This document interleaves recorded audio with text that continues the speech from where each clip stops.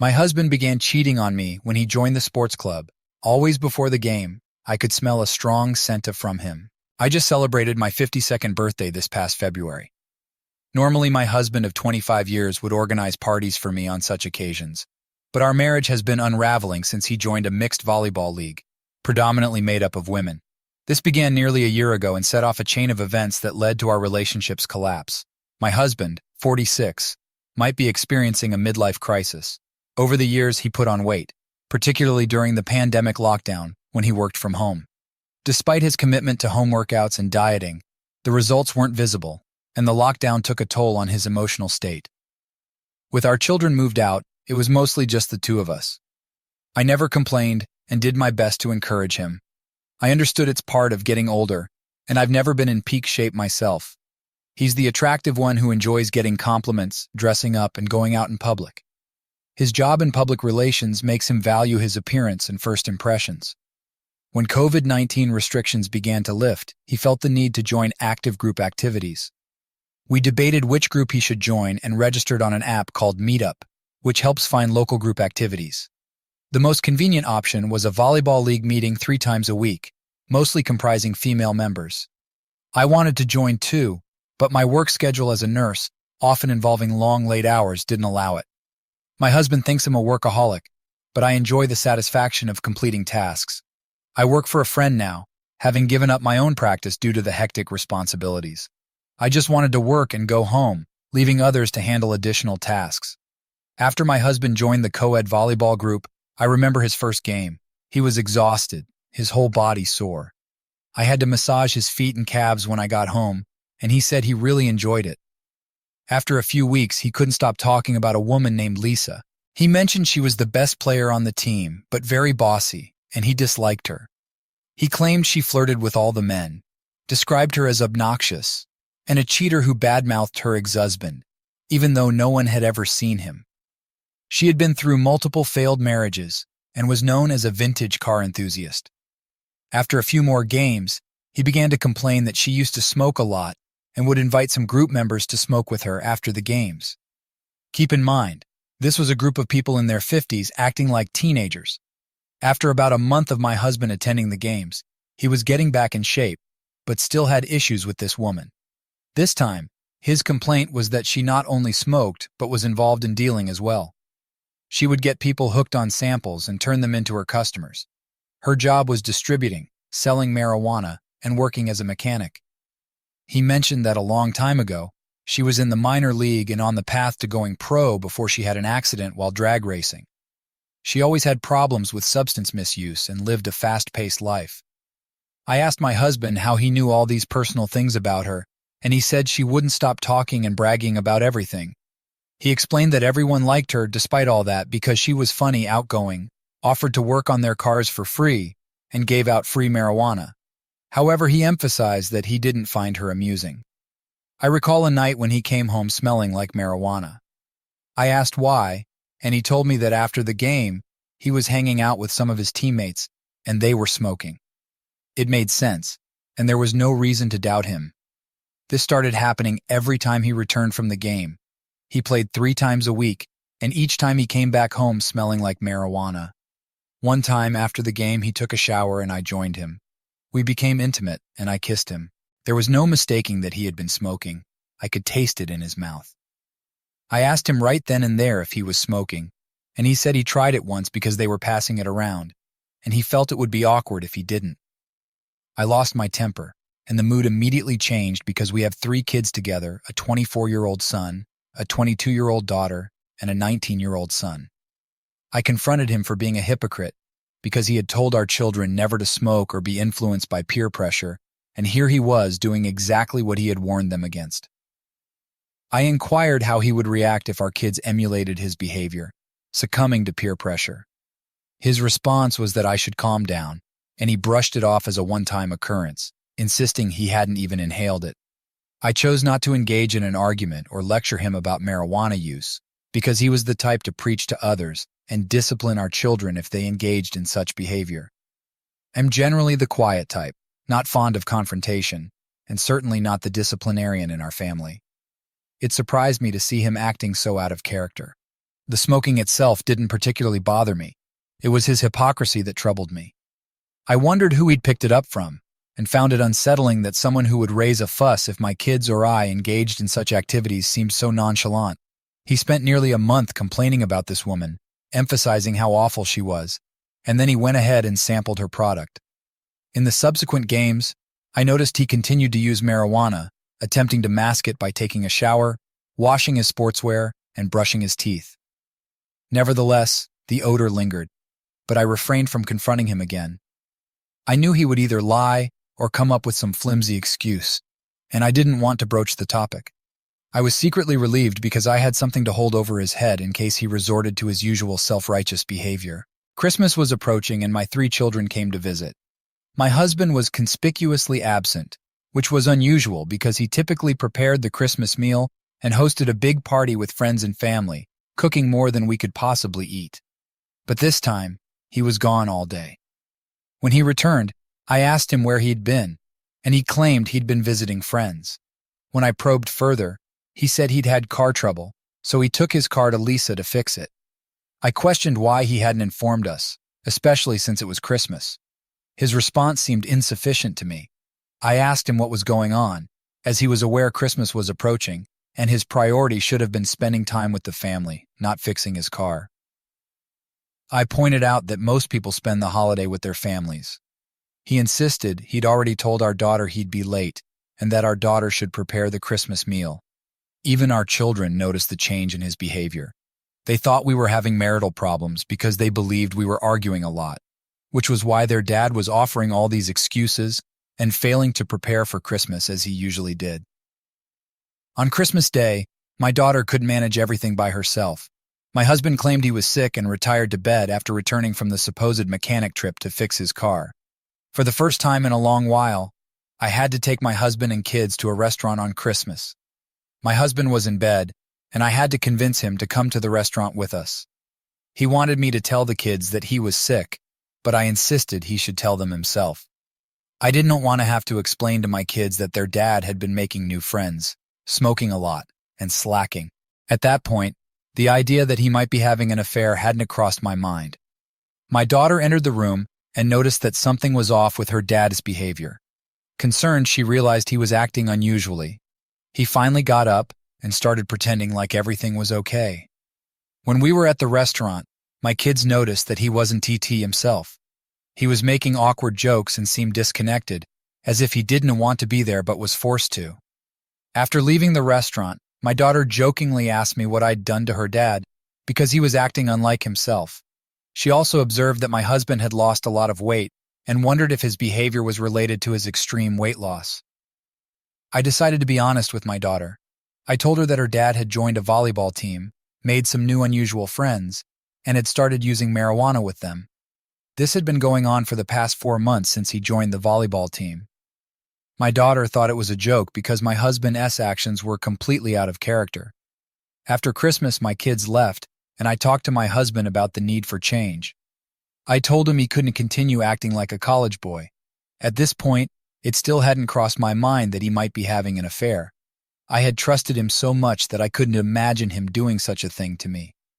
The real trouble started when I noticed that our shared bank account, used to pay recurring bills like groceries and utilities, was overdrawn. I received a notification on my phone that $1,500 had been withdrawn from the account. I tried calling my husband, but he didn't answer his phone. I completed my work assignment, canceled the next one for the day, and decided to go home to check on him because something strange was going on. When I arrived home, I noticed a 1969 Ford Mustang parked on the street, a car I hadn't seen before. I have an affinity for classic cars, which is why it caught my attention. I am quite the enthusiast for classic automobiles. I parked my car in the driveway right behind my husband's car and went to open the front door to enter the house. I immediately noticed that someone had hastily exited through the door leading to the backyard. I assumed it was my husband because his car was in the driveway, and he had been home since his job no longer required him to work in the office due to the lifting of COVID-19 restrictions. As I was about to open the door, the backyard door slammed shut. Believing it was my husband who I didn't see, I couldn't wait to confront him about the withdrawal from our account. In my rush to ask him about the money taken from our account and why he hadn't been answering his phone, I headed toward the backyard door and opened it. I heard the backyard fence being opened. This alerted me that something was amiss, because for someone to reach the backyard fence so quickly, they must have been running. Therefore, I concluded that it wasn't my husband, and the only logical explanation was that it was a burglar or someone fleeing from me. The person, whoever it was, must have been running because I calculated the speed required to reach the fence within that time frame. The fence isn't visible when you open the backyard entrance door, since it is parallel to the building, and parts of the structure block the view. To see who enters or exits the backyard through the fence gate, you have to enter the backyard itself. By the time I reached the backyard and opened the gate, the person had vanished. I surveyed the surroundings and noticed the unmistakable smell of marijuana in the air, indicating that someone had been smoking there. Suddenly, I heard my husband calling me from the house, so I hurried back. When I saw him, he appeared as if he had just taken a shower. I inquired about the person who had been smoking in the backyard, and he denied anyone being there, asserting that he had smoked in the backyard earlier because he knew how much I disliked the smell. I told him that he was clearly not telling the truth, especially considering his unusual behavior over the past 5 months and his allowing people into our home. I confronted him about crossing a line.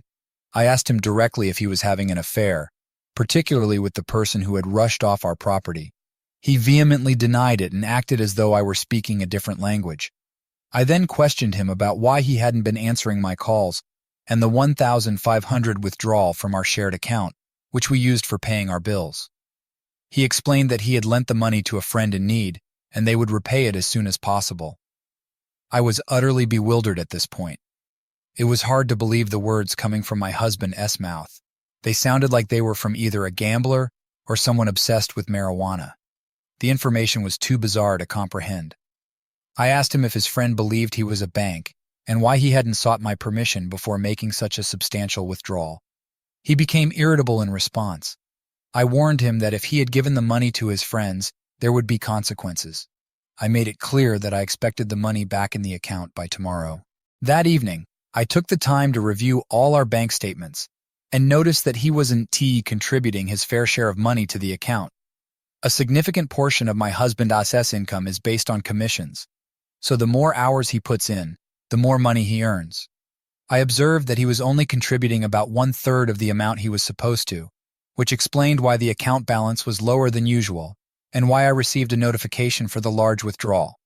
I confronted him about not contributing his fair share and discovered that he was putting in only the bare minimum hours required to maintain his job. I inquired about what he had been doing with his time if he wasn't working. He began making excuses, claiming he was constantly tired due to working out and playing sports to lose weight. He argued that the kids were no longer at home, and we didn't need all that money anyway. I told him that if he decided to reduce his working hours, he should stop lending my money to his friends and cut down on hanging out with his marijuana-using buddies. I also insisted that he quit playing that sport. I gave him an ultimatum: it was either our marriage or his sports, and he reacted strongly. He hurled various insults at me, calling me insecure and saying I wasn't a woman enough. I informed him that if he continued to play, we might have to end our 25-year-long marriage. He became furious that I would even consider ending the marriage over something seemingly trivial. He suggested that I should talk to someone because he believed I was being emotional and acting immature. I told him that he wasn't the same person I had married, that he had changed overnight since starting this volleyball game and hanging out with his new friends. Despite being home all day, he no longer took care of household chores and cooking as he used to. He was barely working and appeared to be indulging in recreational activities like a college dropout. He accused me of being jealous of his improving appearance and life, implying he might consider my offer, and then he angrily left the room. We had an intense argument throughout that night, and I ended up sleeping on the couch. The following day, he refused to speak to me or cook for me, hoping that I would apologize and allow him to continue his negative behavior, completely disregarding the unexplained withdrawal from my account. We didn't exchange words that day. The next day happened to be one of his volleyball game days. Before I left for work, he attempted to grab my attention to see if I was serious about pursuing a divorce if he played his game. As I was getting ready for work, he walked past me and loudly declared that he would do as he pleased, asserting that I couldn't interfere with his happiness. I remained silent, got dressed, and left the house. In the afternoon, I contacted a divorce lawyer to prepare a separation agreement. My intention was to shock my husband, hoping that he would realize the potential loss of his family due to his actions. Whether you might call it a midlife crisis or menopause, I believed that serving him divorce papers might jolt him out of it. The lawyer drafted a legal separation document, and I picked it up after work. When I returned home, my husband was not there, and I wasn't sure where he had gone. When he finally came home, I noticed he wasn't dressed for a volleyball game. My plan was to serve him with the divorce papers to emphasize that I was serious, with the hope that he wouldn't assign them. Despite the challenges he had put me through, I still loved my husband and didn't want to lose him. My goal was for him to realize that he might end up divorced and without anyone to support him. He entered through the front door, and I was waiting in the living room. As he passed by me, he continued to give me the silent treatment, heading to the kitchen to prepare food for himself. I left the couch to retrieve the divorce papers. He was still in the kitchen when I handed him the papers to sign. The expression of shock on his face, with wide-open eyes and mouth, caught me off guard. I hadn't expected his next move. He pushed me and threw the divorce papers at my face, expressing disbelief that I would follow through with this. He left the kitchen in tears, exclaiming that he couldn't believe I was taking these steps. He ran upstairs to the master bedroom, crying and lamenting that I had initiated the divorce proceedings, even though he hadn't gone to the volleyball game.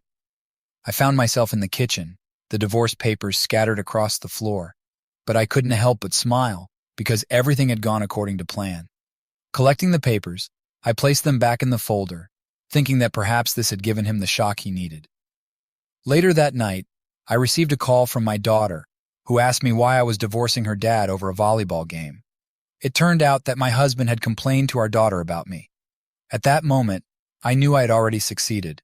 Knowing my husband, I was aware that he was too embarrassed to beg himself, so he was trying to use our daughter as an intermediary.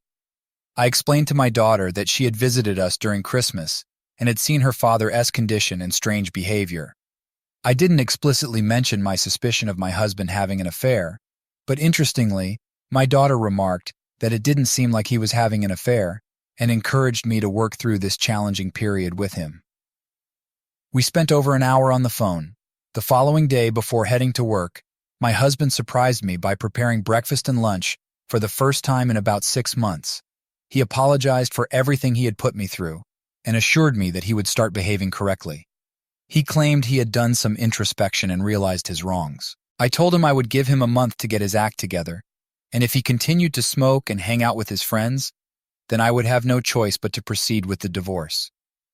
I also reminded him that the money needed to be repaid to my account, and he agreed. We made amends, and I left for work. The following day, when I returned home, my husband and I had another conversation. He confided in me, explaining that he's been under a great deal of stress due to how COVID-19 has impacted his job, coupled with my heavy work schedule. He admitted that he had been seeking an escape. Initially, the volleyball game provided some relief, but he eventually succumbed to the allure of marijuana and began using it. He mentioned that it had a relaxing effect and helped alleviate his anxiety. For the first time, he revealed that he had been battling depression and had been taking medication for it. Surprisingly, he disclosed that since he started using marijuana, his reliance on depression medication had gradually decreased. I asked him about the person in our backyard who had fled, and he claimed there was nobody there. However, I could tell he was not being truthful. Regarding the money withdrawal, he apologized and asked me not to be offended, explaining that it might take him a while to replace the money because he used it to buy marijuana. Although I was deeply upset, I didn't want to disrupt the moment, as my husband appeared to be showing remorse, like he was having a significant realization. I hoped that after this, I could finally have my husband back. The next couple of days were relatively normal, as if we had returned to our usual routine. I came to terms with the fact that his smoking might not cease since he claimed it helped with his anxiety and depression. I assured him that I wasn't overly concerned about his smoking. My main worry was the people he purchased it from, as those who deal with such substances are often questionable characters since my state doesn't permit marijuana. He continued to smoke in secret, trying to conceal it from me as much as possible. I opted not to confront him to avoid a conflict, which inadvertently made him think he was adept at hiding it. He began picking up extra hours at work and contributed slightly more to our shared account, although not to the extent he had before. I was responsible for the mortgage, the largest bill, and our shared account was intended to cover various expenses. In the end, I was covering around 70-80 of the expenses. One evening, while we were watching TV together, his cell phone rang, and he answered it, then walked into another room. I could hear him giggling from the other room. A few minutes later, he returned to the couch, and I asked him who it was. He got defensive and claimed it was just a friend. I found his reaction unusual, which raised a red flag. On another occasion, I came home early and opened my refrigerator to grab some beer, but it was missing. Since only my husband and I live at home, our kids have moved out, and he doesn't drink beer, I wondered who might have taken it. I considered the possibility that he had cleared some space in the refrigerator, but it didn't seem likely. This led me to suspect that my husband might be inviting someone over without being entirely honest with me. Thanksgiving came and went, and my kids noticed that my husband was behaving better than he had during Christmas, but I had a feeling he was just putting on an act. In February, he began reverting to his old ways, smoking excessively, sleeping throughout the day, and working less. When my birthday came, he didn't throw me a surprise party, buy me a gift, or want to go out for dinner to celebrate. My kids called to wish me a happy birthday. I reminded him that he had forgotten my birthday, and he was surprised he had forgotten. I told him that he was smoking too much, and it seemed to be affecting his memory. He explained he had marked it on his calendar, but had forgotten and apologized to me. I first encountered the Ring doorbell at one of my client S houses, and we communicated through it. I hadn't known about the Ring before, but I thought it was great that it allowed you to see who was at your front door in real time, and it connected to your phone. In the back of my mind, I considered using it to monitor my husband, observing what he did throughout the day and who he was inviting into our home. So I purchased the Ring doorbell and installed it in our house. Initially, when I installed the camera, my husband didn't pay it much attention. He knew I'd always been a gadget girl and considered it just one of my many useless gadgets, as he often called them. The Ring doorbell was connected to my Wi-Fi, so I received notifications when someone was at our door, and it recorded videos in the cloud that I could access at any time. On the first day after installation, while I was at work, I received a motion-activated video recording notification from the Ring. I was busy and didn't have a chance to check my phone for at least an hour. When I finally checked the Ring notification, I saw a woman at our front door. She didn't even have to knock. My husband was already there waiting for her. He opened the door and welcomed her inside. It was clear that he knew her. The thought racing through my mind at that moment was that this could be the same woman who had dashed through my backyard, the one who'd have been helping herself to my beer in my absence. Maybe this was Lisa, the person supplying marijuana to my husband, or even the woman he might be having an affair with. I quickly checked the real-time camera feed, and it appeared the woman was still inside my house and hadn't left. I was 30 minutes away from home and hadn't even completed my current assignment. I informed the client that I needed to return and sped home as fast as I could. The woman had been in my house for over an hour, and I monitored the Ring camera on my phone as I drove. The video feed wasn't very reliable while driving. It kept freezing, so I decided to focus on the road instead, making my way home as quickly as possible to catch her inside my house. I felt my anger and anxiety building up. Upon arriving home, I only saw my husband's car in the driveway. I rushed inside, heading straight to the master bedroom. The room was empty, the bed was disheveled, and the air felt stuffy. I couldn't tell if it was from my husband's shower or just the stagnant air. My husband was nowhere to be found in the bedroom, nor was the woman. I checked the closet and under the bed. At that moment, I heard the backyard door open, so I hurried downstairs to see who it might be, thinking the woman might be trying to escape as she had before. As I was halfway down the stairs, my husband emerged from his home office located downstairs near the kitchen. He had a shocked expression, eyes wide open, as if he had seen a ghost. I noticed he was wearing only a white robe, and he told me that ID startled him, asking why I was home early and why I seemed so anxious. I had to collect myself, not wanting to give any indication that I suspected a woman had just been in my house, possibly involved with my husband, and that I'd narrowly missed catching them in the act. It started to sink in that I just missed them. I decided there was no need to confront him, as I knew he would deny everything, even if I showed him the ring footage of her entering the house. Instead, I thought it best to wait and catch them in the act. From the look in his eyes, I could tell he suspected something was amiss, but couldn't figure out how I knew or why I wasn't confronting him. I came up with a random excuse, pretending to be searching for a tool, a Makita cordless metal hole punch. Although he had no idea what that was, I wanted to act as if everything was normal, while I could sense him trying to read my reactions. I descended into the basement, grabbed a random tool, and returned to the main part of the house. He was still standing there, almost like he was in a state of shock and couldn't move. I approached him and gave him a kiss on the cheek, as I typically do when leaving the house. Even as I got closer to him, it was evident that he had been smoking not too long ago. I pulled back from him as if everything was normal, inquired why he was acting strangely, and if he was okay. He replied with a yes and escorted me to the door. As I walked toward the driveway, I couldn't help but wonder how this woman managed to be with my husband and escape right under my nose. I believed this might have been the second time she had been with him, and I had narrowly missed catching her. I considered the possibility that she might still be hiding inside the house. I decided to check the ring footage to see if she had already left. My husband was still at the door when I reached my car, just staring at me. I tried to act as normal as possible, but once I got into my work van, I felt paralyzed. I knew he was watching me from the partially open door, so I sat in my car, pretending to look at my paperwork while checking my phone to confirm whether she had left the house. Indeed, she had left before I arrived home. I had just missed her again. As I sat there reviewing the ring footage, my cell phone rang, and it was my friend, the person I worked for, asking why I left the client's place without completing the job, as the client was complaining. I was working on a bathroom renovation for the client and contemplated calling off the job for the day, but I knew it would be a hassle for another nurse to pick up where I'd left off. Therefore, I decided to return to work and finish the job for the client. I found it difficult to concentrate at work, although my nursing skills were second nature to me. My mind kept returning to the bewildering idea that my husband was willing to throw away 25 years of marriage for a marijuana seller and some recreational time. I couldn't fathom how he transformed from a well-mannered husband with strict traditional values into a frequent marijuana user, despite his promises to quit. After finishing my work that day, I couldn't bear going home, so I sat in my van contemplating my next steps.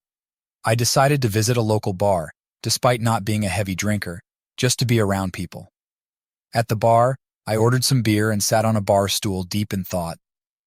I came up with the idea of purchasing a video recorder and a GPS device to install in my husband's car, allowing me to monitor his movements. I went to a nearby electronics store but couldn't find a reputable GPS or hidden camera. I ended up using my phone to order one online, but I did manage to buy 2 voice-activated recorders, intending to place them in my bedroom and my husband's home office. When I returned home, my husband had prepared my favorite meal, something he used to do in the past, especially when he felt guilty about something. I remained composed and pretended that everything was normal. After a while, I went upstairs to take a shower and join him for dinner. I even remarked that it was unusual for him to be making dinner, and he tried to insist that he always did. We both chuckled it off. I made an effort to conceal my pain and resentment toward my husband. However, after dinner, I could no longer contain my emotions, and I felt the urge to confront him. Instead, I decided to take the dog for a walk. I told my husband that I was going out for a walk. Walking the dog helped clear my mind. I considered calling my daughter to inform her about her dad's affair, but decided against it, not wanting to involve her, fearing she might jeopardize my plans to catch my husband red-handed.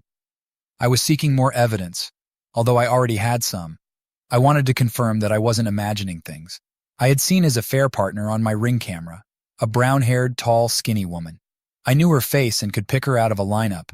I just wanted to see how deep this situation went. When I returned home, my husband was already asleep.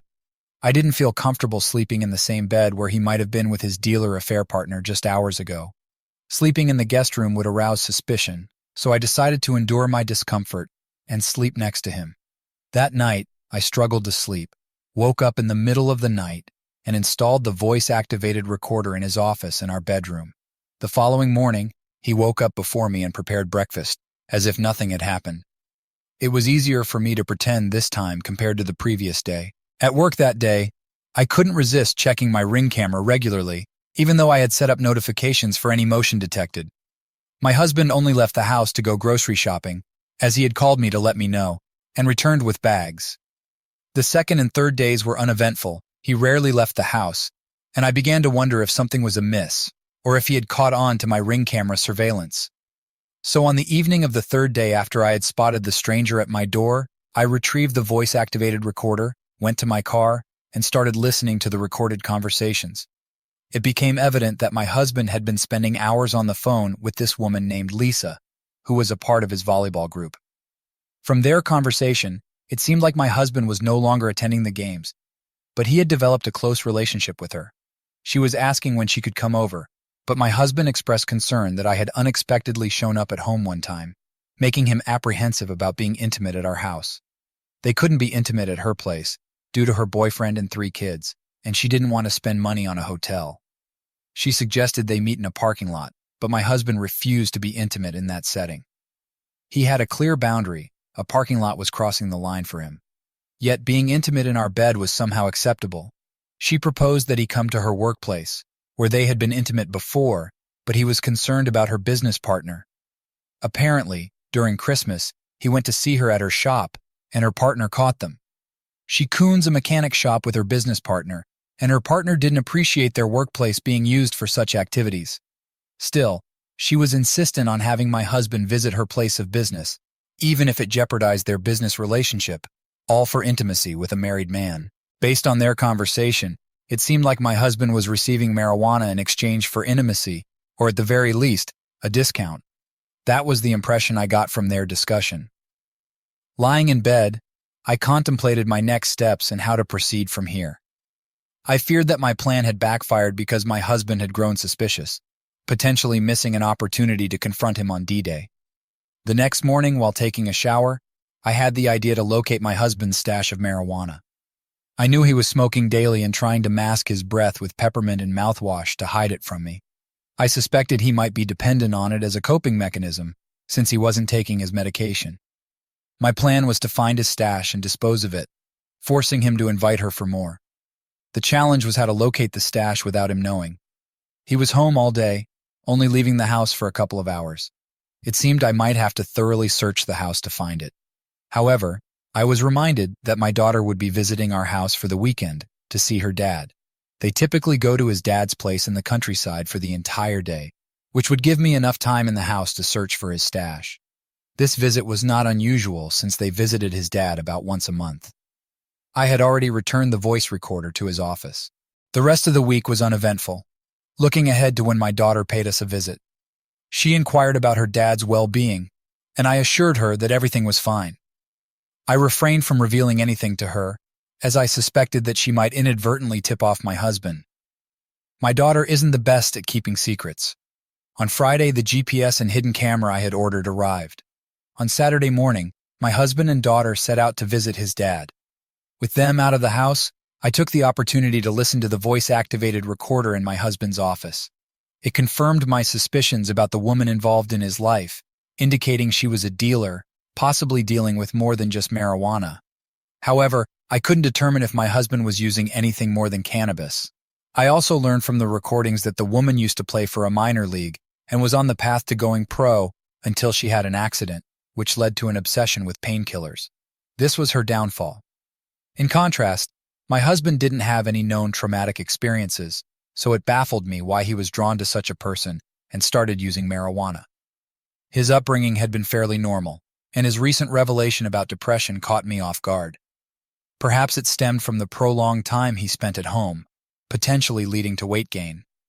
My husband retained his suspicions that I had discovered his affair, but when questioned about how he knew, he claimed ignorance regarding my sources.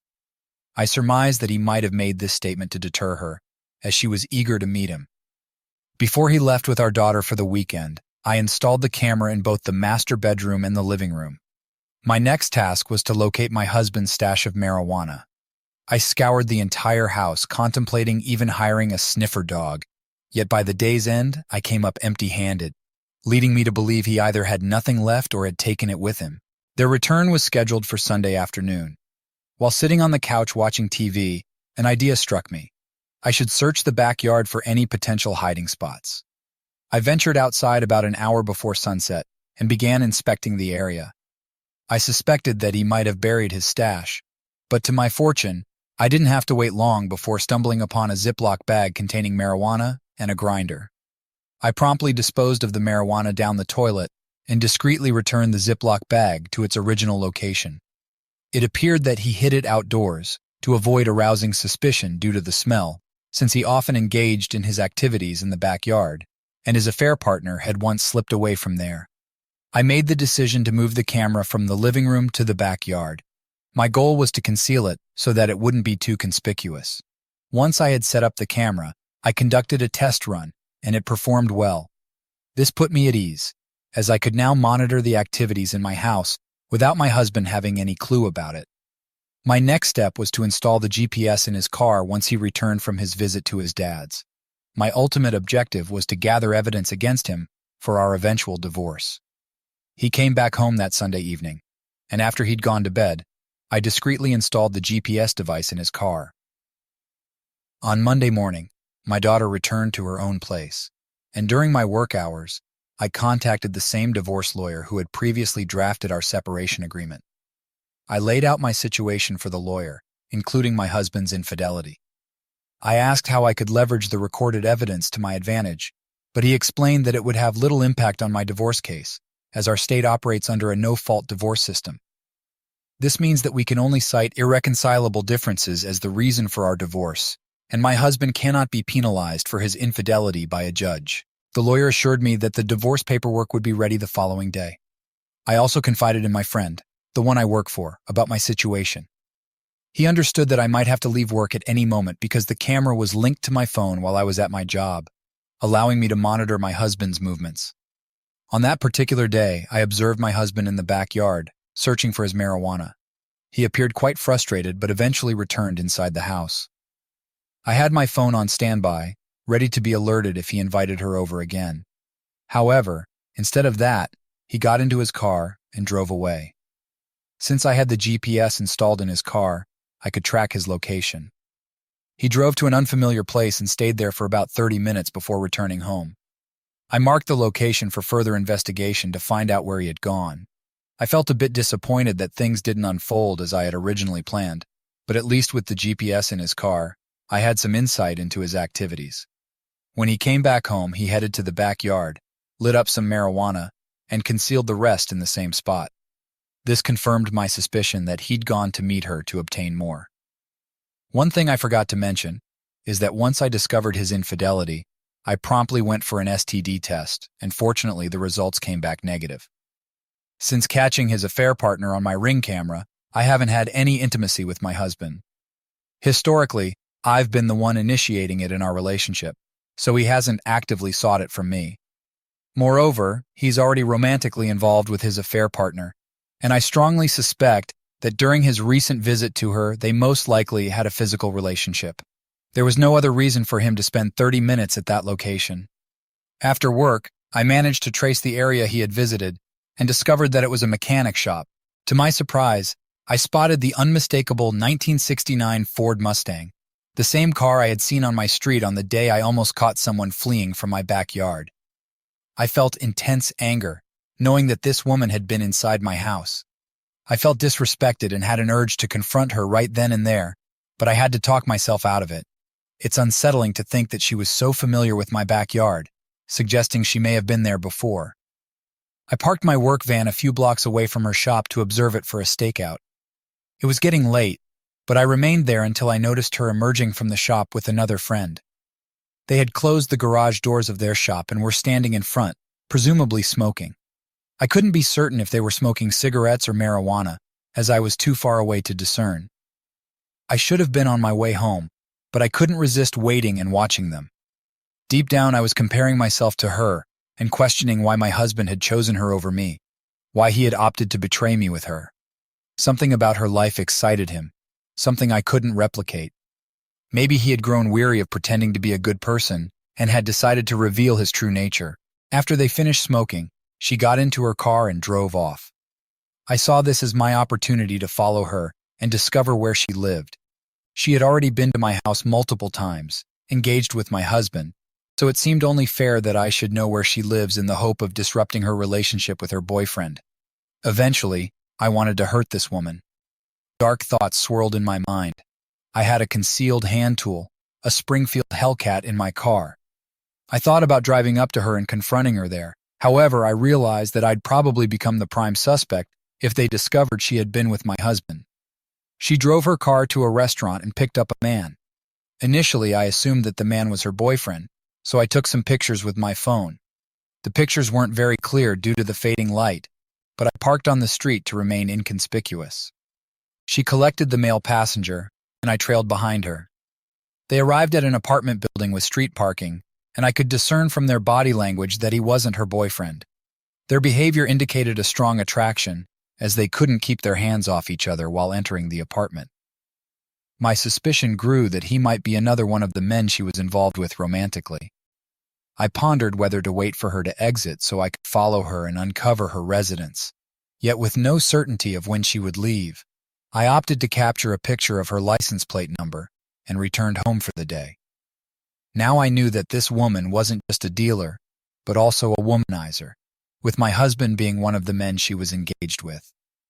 The following days were exceedingly disheartening, and it became increasingly challenging to share a room with him.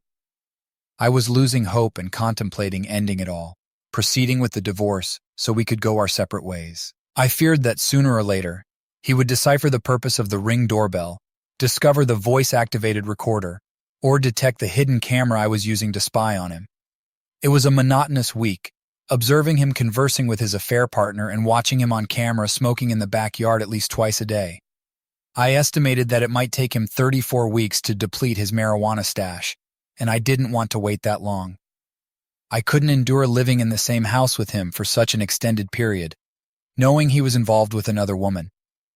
I wanted to bring this situation to a conclusion. So when he went to bed, I ventured into the backyard with my flashlight and excavated his bag of marijuana. I noticed that it also contained a blend of tobacco and marijuana. In any case, I removed more than half of the contents, returned the rest, and then retired to bed. After I left for work one morning, I observed him on camera smoking. I'm unsure if he noticed the reduction in the stash. Skipping ahead 3 days, I've been gathering all my documents in order. Besides the shared account, which doesn't hold substantial funds, and the house, which has already been paid off, there's nothing else that requires division except for our retirement savings. He has approximately $60,000 in his 401k, whereas I have around $750,000 in my Roth account. I anticipate that he will try to claim a share of my Roth account. According to my lawyer, a portion of my retirement savings will need to be allocated to him due to the duration of our marriage. However, he is unaware of the exact amount in my Roth account, since he has always been passive about retirement planning. I was the one responsible for financial planning and earning money, while his role was primarily focused on spending. I even had to persuade him to open a 401k account 8 years ago, and he made minimal contributions. The bulk of the savings is essentially free money, and he hasn't taken advantage of it. His tendency has been to rely on me, all the while complaining that I work excessively or don't take enough time off. In reality, our plan was to retire early, motivating my hard work and dedication. Now that our children are grown, we intended to relocate to Central America and spend the rest of our lives happily. However, it seems he prematurely checked out of our marriage and is now engaging in an affair. He is poised to take half of the work and effort I've invested over the years. My attorney mentioned that typically, the longer the marriage, the more likely it is that retirement accounts will be divided fairly equally. I cannot allow this to happen. My hard-earned assets cannot go to waste. I upheld my end of the deal, remaining a loyal and caring spouse, providing for my family, and working diligently to ensure his happiness. Despite my efforts, he decided to engage in a romantic relationship with another woman. Based on the voice recording, I don't believe he intends to leave me for her. It appears he's merely enjoying the excitement of a fling. I don't think he's willing to trade the stable life he has with me for an unpredictable dealer, but he revels in the thrill. He mentioned this on the voice-activated recorder. He can't contain his laughter at her remarks. She attempted to persuade him to leave me, even though she has a boyfriend and young children. I understand that listening to the voice-activated recorder is emotionally taxing, considering the things he's saying about me. Nevertheless, it's crucial that I uncover the truth and understand his thoughts about me. He referred to me as boring and unadventurous, criticized my performance in bed, and suggested that I didn't measure up to her, even dubbing me a 5-minute woman, which is not accurate. I suspect he was saying these things to boost her ego. She's only 35 years old, a younger age than I initially thought, possibly because the volleyball group primarily consisted of individuals in their 50s, as I presumed. She frequently complimented him, which bolstered his fragile self-esteem. I've come across instances on this site where younger women focus on middle-aged men with self-esteem issues, finding it easy to engage in intimate relationships with them. Using her license plate, I managed to uncover her place of residence and conducted some surveillance by driving past her house on a couple of occasions to keep an eye on her. During these observations, I noticed her boyfriend, and she has 3 children, all under the age of 12. One evening, while we were in bed, my husband initiated intimacy. I can't recall the last time this happened, but I informed him that I was too fatigued for it. He became upset because we hadn't been intimate for weeks. My reluctance to be close with him was due to the knowledge of his ongoing involvement with his affair partner. I mentioned that it had been a demanding week at work as an excuse. The truth is, I still find him physically appealing, and I do desire intimacy with him. However, in my view, he has become tainted, similar to a person engaging in street solicitation, and I felt that engaging with him would legitimize his actions. 2 days later, while I was at work, I received a notification from my Ring doorbell and promptly checked it. It was her, and my husband had invited her in, similar to previous occasions. This time I wasn't far from home, only about 15 minutes away. I swiftly got into my car and headed back home, arriving in less than 10 minutes. On this occasion, I decided not to park my car in the driveway to avoid drawing attention, instead parking on the street. I had my Hellcat, which I always carry in my car, although I hadn't anticipated using it. I was emotionally prepared, having had time to contemplate such a moment. My intention wasn't to take a life, regardless of how strong my desire was to confront this woman for showing disrespect. However, I had my personal protection. Given that she is involved in dealing, I wasn't sure about her potential capabilities. My goal was to confront her at gunpoint and call the authorities. I hoped that she had marijuana on her, which would lead to her arrest. I had my phone set to record, hanging it in my left shirt pocket to capture audio without needing to hold it to avoid the front door. I chose to enter through the backyard fence since I believed the backyard was her potential escape route. At this point, approximately 20 minutes had passed since I received the Ring notification on my phone. I carefully slid the bolt of the wooden fence gate latch to open it from the outside, all while keeping my camera in my left pocket, still recording. As I entered through the backyard door, leading to the kitchen, I held my keys in my right hand and my Hellcat in my left. Both the backyard and the kitchen doors were wide open. There, in my living room, I found my husband and the person he was involved with, both unclothed, engaging in an intimate act on the living room couch. Due to the open floor plan, I could see the living room from my vantage point in the kitchen. I dropped my keys on the floor to free up both of my hands to hold my Hellcat. They were both taken aback upon seeing me. Without hesitation, I began giving them commands to lie down on the floor or face dire consequences. They complied, with the woman quickly getting on the floor. She was partially dressed, attempting to put on her pants before I ordered her to stop. While she was lying on the ground, my husband, who was now wearing a robe, tried to de-escalate the situation by saying, "I'm sorry, it's not what it seems." I made sure my left pocket camera was still recording, because my left arm had partially obstructed the view. I continued to point my Hellcat at the affair partner, cursing at her. My husband, now wearing a robe, slowly attempted to rise. I allowed him to, as I was focused on the affair partner, and I ordered him to join her and stay flat on the ground. This action made it clear to him that I was serious, and he promptly obeyed. Later, I reviewed the recorded footage to gather these details. As my adrenaline had been running high, I knew I needed to establish control of the situation before contacting the police. With my husband on the floor, apologizing and insisting that his affair partner Lisa meant nothing to him, She began begging me not to harm her. I took out my phone and dialed emergency. I told the dispatcher that a dealer was selling to my husband in my house, and I had them down at gunpoint. The police dispatcher instructed me not to take any action and to wait for the arrival of the police. After ending the call with the dispatcher, I instructed Lisa to stretch both her hands forward while lying down and pleaded with her not to give me a reason to use force. My husband remained on the floor, pleading with me.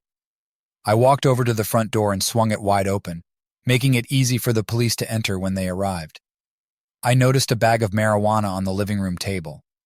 Although it wasn't a substantial amount, I hoped it would be sufficient for the police to arrest her. I waited for what felt like an eternity, about 5 minutes. At this point, I was tired of keeping both of them terrified, all the while recording the entire incident. So, I decided to FaceTime my daughter, despite my husband's pleas to refrain from doing so. My daughter witnessed her father lying there with his semi-naked affair partner. I explained the situation to her, and she began to cry, unable to believe what she was seeing. My husband felt embarrassed. His head hung low. As my daughter spoke, I heard the police vehicles pull into my driveway. They entered my house as I lowered my Hellcat. I approached them at the door and briefed them on the situation. Initially, there were 2 officers, but 2 more soon arrived, making a total of 4 officers and 2 patrol cars. The first officers detained her for the marijuana in the living room. She attempted to shift the blame onto my husband, claiming it was his marijuana, not hers. It was quite amusing to watch them both accusing each other of ownership, effectively incriminating themselves. My husband tried to deny it was his, insisting it belonged to her, but she admitted to selling it to him, effectively relinquishing ownership. In retrospect, I probably should have told the police it was my husband's, and you'll understand why later on. The police couldn't determine ownership definitively, so they detained both of them. Now there were 3 patrol cars parked in front of my house. They placed my husband in one of the patrol cars, allowing him to put on his clothing while he still had his robe on. It was an embarrassing moment since all the police officers, who were male, saw my husband partially unclothed. I felt somewhat uncomfortable about it, but I had to remind myself that he was now a matter of public record due to his involvement with these unsavory individuals. Upon weighing the marijuana, they found it to be around 4 ounces, which is close to being a state jail felony. However, one of the officers later told me privately that the judge might reduce the charge to a Class A misdemeanor possession if it was determined to be my husband's. By now, I wanted the police to take severe action against his affair partner. The cops escorted her to her car to search for more marijuana, but she refused, stating they needed a warrant to do so. The cop replied that they had probable cause to believe the car contained evidence of criminal activities, since she had already admitted earlier to giving the marijuana to my husband, essentially acknowledging her intention to distribute or sell it. It seemed as if all the police in my city had nothing else to do because more officers arrived. You would think a major drug bust was unfolding. Even the K-9 unit joined the scene, making it clear they were determined to throw the book at this woman. Due to her prior criminal record, they were handling this case with significant force, attempting to secure a lengthy sentence for her. After their search, they found approximately 4 pounds of marijuana in her possession, enough for a state jail felony. This offense carries a mandatory minimum sentence of 180 days imprisonment, a maximum of 2 years imprisonment, and a fine not exceeding $10,000. The evidence appeared solid, although the length of her prior offenses was uncertain, but it's likely she would face up to 2 years in prison. I'm not sure if an affair with another woman's husband is worth all that trouble, but she chose the wrong person's husband to become involved with. They later charged her with the marijuana found in my house and released my husband. She was arrested and taken away, while her friend later came to retrieve her car. I also informed the police that I wanted her charged with trespassing, but they explained that she couldn't be charged with trespassing because infidelity isn't a crime, and she was invited by my husband. They mentioned that they might need me to come to the police station to provide additional statements, even though I had already given my statement. Once my husband was released from the police car, he rushed into the bedroom and locked himself in. My daughter called me, revealing that my husband had been trying to contact her, but she refused to answer. She asked me what had happened, and I shared the whole story. She was in tears the entire time, and although I felt bad for live streaming the situation with my husband and his affair partner, It wasn't my fault. My husband had put us in this predicament, and I wasn't the only one who should be experiencing the consequences. My daughter inquired about the next steps, and I explained that I had already contacted and hired a real estate agent, and we would be selling the house. I also mentioned that I had found a divorce lawyer, and the divorce agreement had already been prepared. All that remained was to serve him with it. My daughter told me she would visit us next week. After our conversation, I knew it would be difficult for her, as she is very close to her father. In the evening, I had mixed emotions about the entire situation, and my husband remained in the room. I felt a deep sense of sadness, as our 25 years of marriage seemed to go down the drain. There were no heroes in this story, and it wasn't how I envisioned our relationship ending. Just 2 years ago, my husband and I vacationed in Central America, visiting countries like Costa Rica, Panama, and Guatemala to look for houses to purchase.